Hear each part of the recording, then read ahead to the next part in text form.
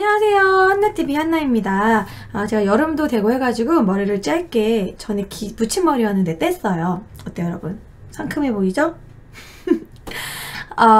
우리가 저번 시간까지 배웠던 내용은 경제 파트였죠. 고대의 경제, 중세의 경제, 근세의 경제, 근대 태동기의 경제에서 조선 후기 경제까지 마무리를 했고, 오늘부터는 이제 사회 파트입니다. 고대의 사회, 중세의 사회, 근세의 사회, 근대 태동기의 사회, 바로 조선 후기 사회까지 쭉 나갈 건데, 경제 파트는 수취제도, 세금을 어떻게 걷었고 어떻게 먹고 살았느냐 하는 경제생활이라면, 이제 사회 파트는 핵심이 신분제도예요. 이런 위계질서, 우리가 흔히 알고 있는 골품제도, 그 노비, 막 그런 귀족, 천민, 뭐 양인, 뭐 이런 식의 그런 평민, 뭐 이런 식의 그런 신분제도, 그것이 또 핵심입니다. 그 이외에 뭐 법률은 어땠었고 어떤 식으로 살았다, 삶의 모습, 요런 게 바로 사회 파트죠. 자, 이제 경제 파트가 끝났고 오늘은 본격적으로 고대의 사회의 첫 시간을 가져보도록 하겠습니다. 고대 사회. 사실 고대 사회에서 고대 시대라고 하면은 고조선 이후부터를 얘기하겠죠. 고조선 이후에 이제 부여, 고구려, 옥저, 동해, 사만 그런 약간 연맹왕국을 지나서 삼국시대로 넘어가는데, 사실 고조선 시대에는 신분제도라고 할 수 있을 만한 뭔가 남아있는 문서나 그런 게 없기 때문에 우리가 고대 사회에서 이제 언제부터 따지냐면 바로 음락사회, 부여, 고구려, 옥저, 동해, 그때부터를 이제 신분제가 나타났다라고 보고 있습니다. 왜냐면 청동기 때는 여러분 그렇게 신분제가 완벽히 생기지 않았어요. 그러니까 청동기는 아시다시피 막 그 무기라는 것이 되게 상징적인 무기였지, 청동기로 무기로 섰을 때 그렇게 전쟁이 활발하지 않았어요. 여러분, 전쟁은 어떠한 광물이 발견되면서 더 열심히 전쟁을 하게 됐을까요? 청동보다 센 거. 그쵸? 바로 철기죠. 철기가 이제 철제 농기구, 뭐 철제 무기가 생기면서 철제 무기로 엄청난 정복 전쟁을 하게 되는 거예요. 그래서 조그만 A부족이 조금 큰 B부족과 싸워가지고 결국 B부족이 이겨서 B부족으로 흡수가 되고, 뭐 이렇게 하는 과정에서 또 조그만 C부족도 흡수가 되고, 이런 식으로 흡수를 하면서 A부족이 B부족으로 귀속되는, 얘가 노비가 돼버리는 거예요. 이제 예를 들어 너네는 이제 우리 부족으로 흡수됐으니까 우리보다 낮아, 너는 이제 내가 시키는 일을 해야 돼, 뭐 이런 식으로 해서 이제 노비가 돼버리는, 뭐 이런 것을 이제 전쟁을 통해서 노비가 됐다, 전쟁 노비 혹은 뭐 포로 노비 이렇게 얘기합니다. 이런 식으로 노비가 되고 이제 주인이 되고, 그리고 여기서 이제 전쟁을 통해서 이득을 많이 본 사람들이 몇 명 생길 거 아니에요. 그런 사람들은 이제 이 음락을 다스리는 귀족이 돼버리는 거고, 그리고 일반 그냥 평민들도 있는 거고, 그리고 이 중에서도 좀 너무 가난하고 이렇게 누군가 그 도둑질하다 걸려가지고 이제 형벌로 노비가 되는 형벌 노비도 있는 거고, 이런 식으로 뭐 귀족, 평민, 노비 이런 식의 신분제도가 생기기 시작하는 거예요. 언제부터? 철기 시대부터. 청동기 때는 이렇게까지 분화되지 않았는데 철기 시대부터 이렇게 신분제도가 생겼다라는 거예요. 자, 그래서 필기를 해보자면 고대 사회에 이제 신분제가 발생했다. 아니, 이거는 다른 색펜으로 쓰는 게 나을 것 같아. 잠깐만요. 고대 사회에 신분제가 발생했다.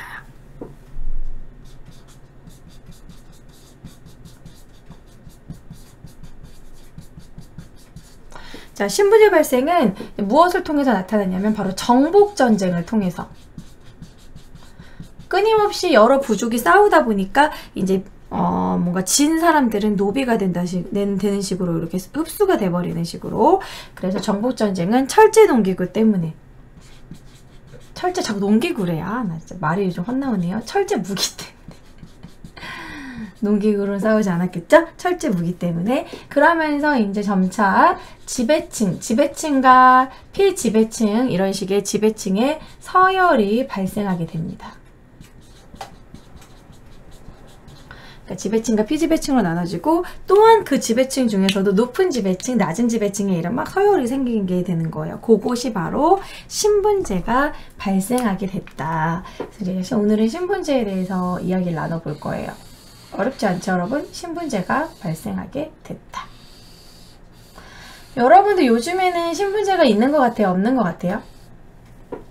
요즘에는 우리가 만약에 차별받는다고 했을 때 뭐를 가지고 차별을 받을까요? 채팅창에서 정복전쟁은 여자를 뺏으려고 전쟁하는 것 같아요. 뭐 그런 경우도 있긴 했겠죠. 하지만 보통 식량을 뺏기 위해서 전쟁을 했죠. 예쁜 여자 차지하려고 막 정복전쟁을 해.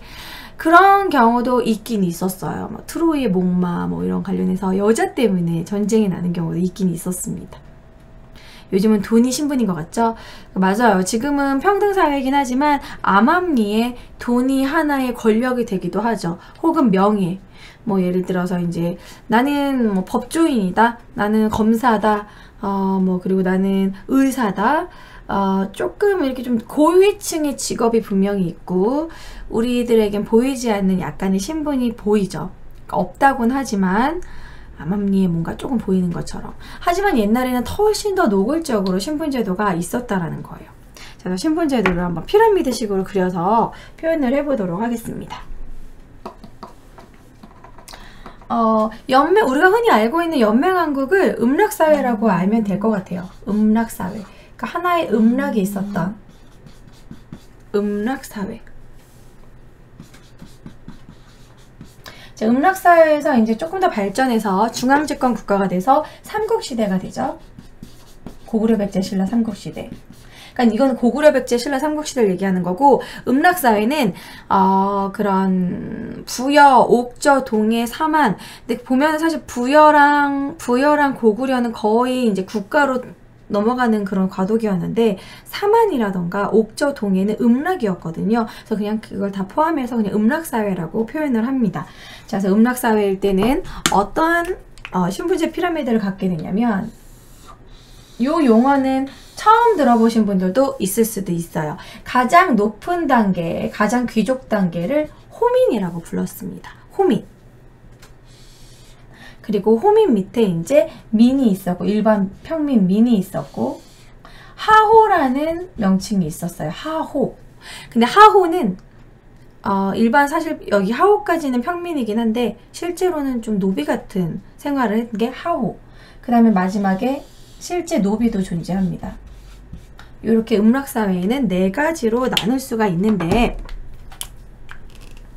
호민부터 하호까지는 일반 양민이에요. 양민. 뭐 양인이라고 써도 되고 양민.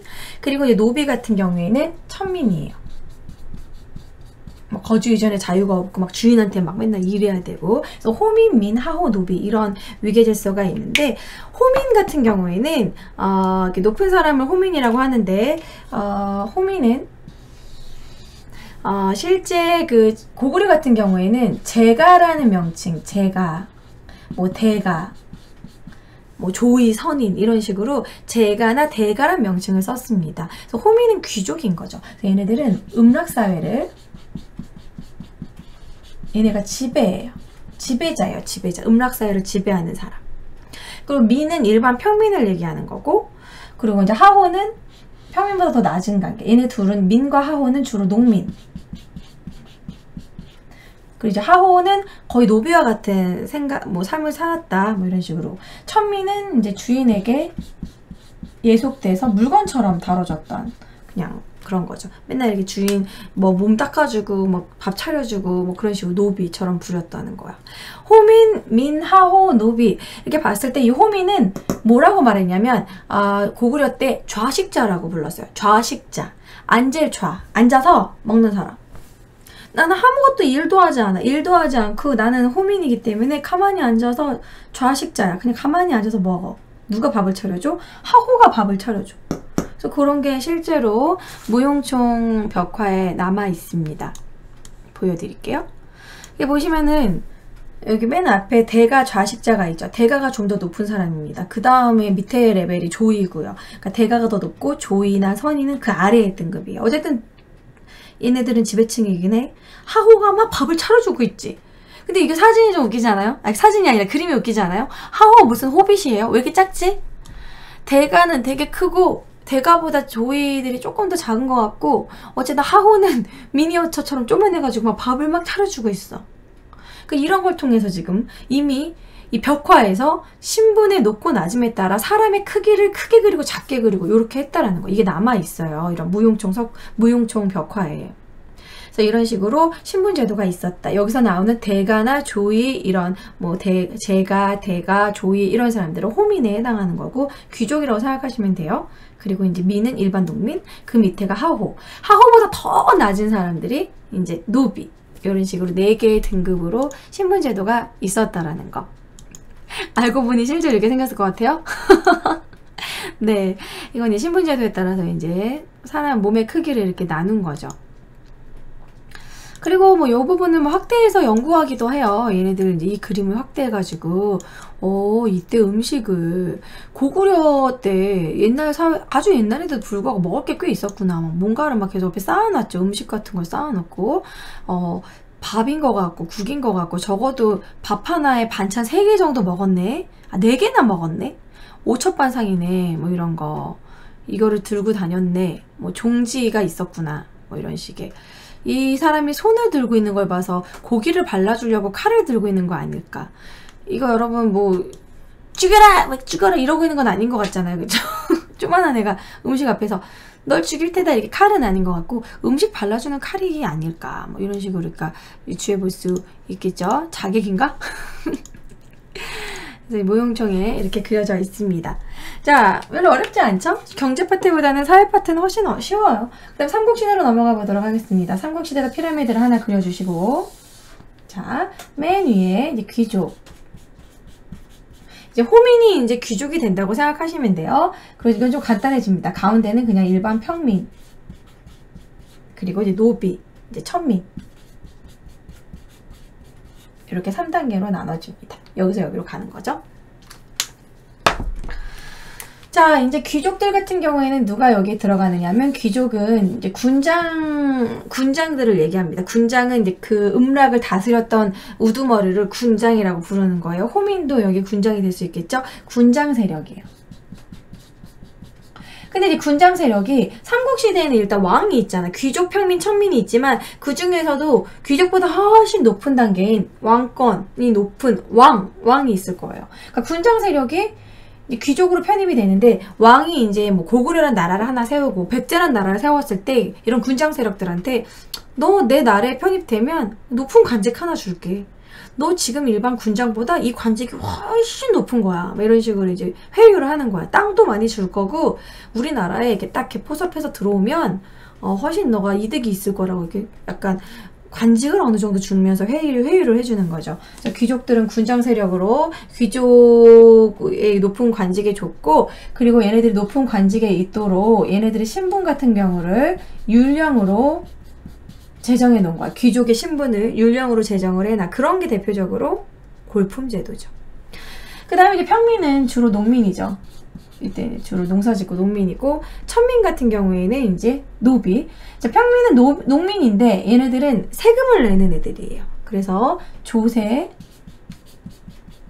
세금, 역을 증발하는 전쟁이 났을 때 가서 이제 노동력을 바쳐야 되고 세금을 내야 되는 그런 평민들.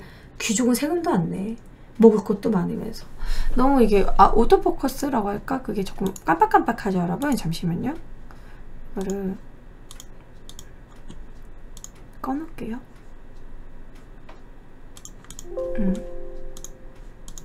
칠판 글씨 잘 보이시죠? 그 다음에 천민으로 넘어가면 천민은 이제 노비입니다. 노비. 그래서 노비는 노비의 종류를 밑에다가 지금 칸이 없으니까 밑에다가 노비의 종류를 한번 정리해서 적어볼게요. 아까도 잠시 설명을 했었는데 노비의 종류. 여러분 노비는 어떻게 하면 노비가 되는 걸까? 재수 없으면 내가 태어났더니 노비야. 뭐 그런 경우도 있겠지만 노비가 아니고 평민인데도 노비가 되는 경우가 있어요. 그래서 노비의 종류. 노비는 어쩌다가 되는 걸까? 자, 첫 번째. 내가 태어나자마자 노비네? 아유, 그냥 나는 노비구나. 이런 식으로 그냥 세습되는 노비가 있습니다. 유전노비라고도 하고, 세습노비라고 하죠. 엄마가 노비라서 그냥 제가 노비예요. 뭐 이런 식으로. 그 다음에 이제 집이 이제 빚을 졌어. 그래서 아버지가 빚을 져가지고 자식을 갖다 팔기도 해, 노비로.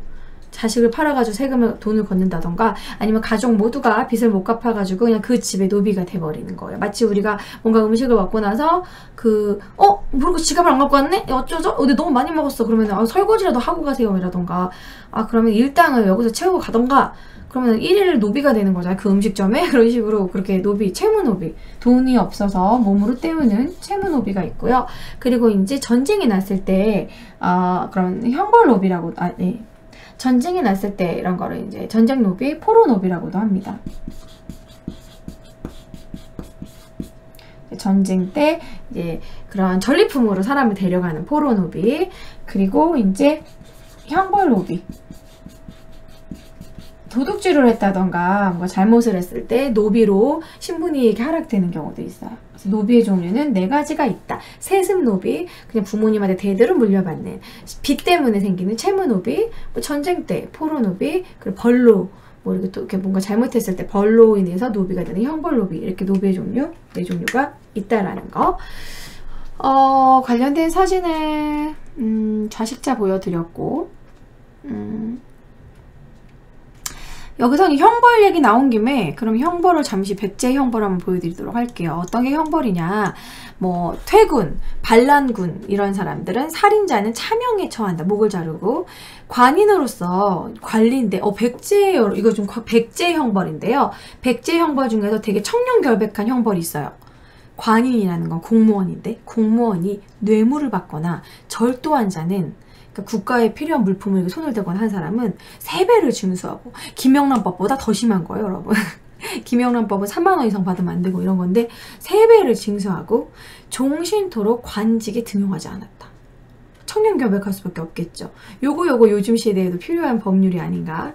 또한 일반 절도범은 2배를 배상하고 그리고 유형에 처한다. 그 유형 중에서 이제 그 형벌로 노비가 되기도 합니다. 부인이 간통을 범하면 남편 집의 종으로 삼았어. 간통하면 종이야. 바람 한번 피면은 종이 돼야 돼. 이런 식의 화끈한 그런 형벌이 있었습니다. 이건 백제 형벌이에요. 고구려는 더해. 이따가 보여드릴게요. 그래서 이거는 이렇게 필기하시고 개인적으로 표 너무 잘 그려진 것 같아요. 기분이 썩 좋습니다. 네, 아무튼 여러분 이 부분은 음락사회는 언제냐면 삼국시대 전이라고 생각하시면 돼요. 고구려, 부여, 옥저동의 사만 그 시기 때는 호민, 민, 하호, 노비 이런 식의 명칭이 있었다라는 거 그래서 이렇게 좀 알아두시고 시험에 하호라는 명칭 꽤 잘 나옵니다. 잠깐만, 이 좌식자에 관한 거는 보여드리고 가야겠네요. 이 고구려에 대해서 좀 위서동의전이라고 중국에서 쓴 책이 있는데 좀 고구려에 대해서 좀 안 좋게 썼어요. 이거 보고서 고구려 진짜 나빴네, 흉악하고 급해서 노략질했네, 이렇게 받아들이시면 안 돼요. 이건 중국 입장에서 쓴 겁니다. 중국이 고구려를 디스하고 고구려에 대해서 안 좋게 썼다라는 것은 중국과 고구려가 거의 힘을 겨룰 만큼 자꾸 부딪히고 그만큼 고구려가 힘이 셌다는 거죠. 자, 고구려에 대해서 스토리 이렇게 써놓은 위서동의전을 읽어볼게요. 큰 산과 깊은 골짜기가 많고 평원과 연못이 없어서 계곡을 따라 살며 골짜기 물을 식수로 마셨다. 산악지대에 살았다는 거죠. 좋은 밭이 없어서 힘들여 일구어도 배를 채우기는 부족하였다. 사람들이 성품은 흉악하고 급해서 노략질하기를 좋아하였다. 이런 식으로 주변을 식민지로 삼았다라는 걸 알 수 있고, 실제로 옥조와 동해를 식민지로 삼았죠. 고구려는. 그 나라 안에 대가 여기 부족장, 음락사회를 지배하는 부족장들, 대가들은 농사도 안 져. 농사를 짓지 않으며 좌식자, 앉아서 먹는 사람, 일하지 않으면서 먹고 사는 사람이 이런 대가들이 만여 명이나 됐다. 그리고 하호는 식량과 고기와 소금을 멀리서 이렇게 가져다가 이들에게 공급하고 있다. 그래서 요곳에 그림을 표현한 것이죠. 이런 좌식자에 대한 그림. 그래서 이 부분 좌식자란 명칭, 대가란 명칭, 하호란 명칭이 좀 이렇게 처음 들었다 하신 분들은 좀 이렇게 익혀두시고요. 하호, 대가, 좌식자, 그리고 요 삼국지 위서동에서는 시험에 잘 나옵니다. 이 그림으로 나올 때도 있고요. 그리고 보통 이제 이런 식으로 위와 같은 시대에 관련된 내용 중 틀린 것은 뭐 이런 식으로 해가지고 문제가 많이 나오니까 요 내용은 여러분들 교재에도 분명히 있을 거니까 한번 꼭 읽어두시고 뭐 좌식자 동그라미 해놓고 하호 동그라미 해놓고 이렇게 요게 바로 신분이었다 이런 거 고구려에 대한 내용이다 라는 거 좀 알아두세요. 자, 지우고 다음 진도로 넘어가도록 하겠습니다.